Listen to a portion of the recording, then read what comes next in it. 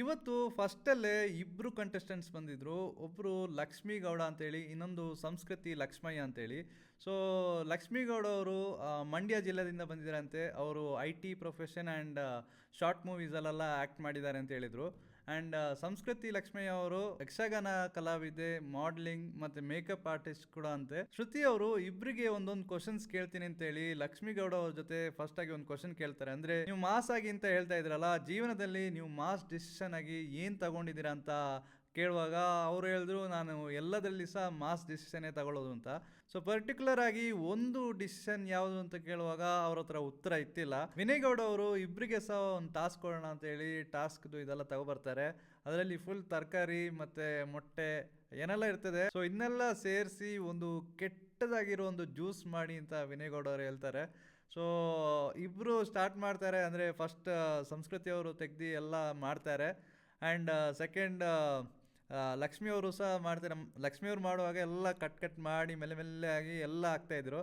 So ಅವ್ರ ಜೊತೆ ಮಾಡಿ ಆದಮೇಲೆ ಕೇಳ್ತಾರೆ, ಅಂದರೆ ನೀವೇನು ತಿಳ್ಕೊಂಡಿದ್ದೀರಾ, ಇದು ಯಾರು ಕುಡಿಬೇಕು ಅಂತ ಕೇಳುವಾಗ ಅವ್ರು ಹೇಳಿದ್ರು, ನಾವೇ ಕುಡಿಯೋಕ್ಕೆಲ್ಲ ಅಂತ ಹೇಳುವಾಗ ಗೌಡವ್ರು ಹೇಳ್ತಾರೆ, ಅವ್ರ ಜ್ಯೂಸ್ ನೀವು ಕುಡೀರಿ, ನಿಮ್ಮ ಜ್ಯೂಸ್ ಅವ್ರು ಕುಡೀಲಿ ಅಂತ ಹೇಳ್ತಾರೆ.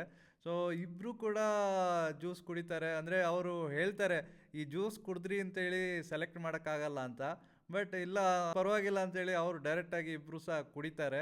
ಸೊ ಫಸ್ಟಿಗೆ ಫಿನಿಷ್ ಮಾಡೋದು ಲಕ್ಷ್ಮೀ ಗೌಡ ಅವರು. ಅದಾದಮೇಲೆ ನಿರಂಜನ್ ಅವರು ಜಡ್ಜ್ ಅವ್ರ ಜೊತೆ ಕೇಳ್ತಾರೆ, ಯಾರಿಗೆಲ್ಲ ರೆಡ್ ಯಾರಿಗೆಲ್ಲ ಗ್ರೀನ್ ಅಂತ. ಫಸ್ಟಿಗೆ ಚಂದನ್ ಶೆಟ್ಟಿ ಅವರು, ನನಗೆ ಭರವಸೆ ಬರ್ತಾ ಇದೆ, ಅವರು ಚೆನ್ನಾಗಿ ಆಡ್ತಾರೆ ಮನೆಯೊಳಗೆ ಅಂತೇಳಿ ಅವರು ಬೇಗನೆ ಗ್ರೀನ್ ಕೊಟ್ಬಿಡ್ತಾರೆ. ನೆಕ್ಸ್ಟ್ ವಿನಯ್ ಗೌಡ ಅವರು ಹೇಳಿದ್ರು ಲಕ್ಷ್ಮಿ ಅಂತೇಳಿ ಅಂತ ಹೇಳಿ ಲಾಸ್ಟ್ ಅವರು ಗ್ರೀನ್ ಕೊಟ್ಬಿಡ್ತಾರೆ.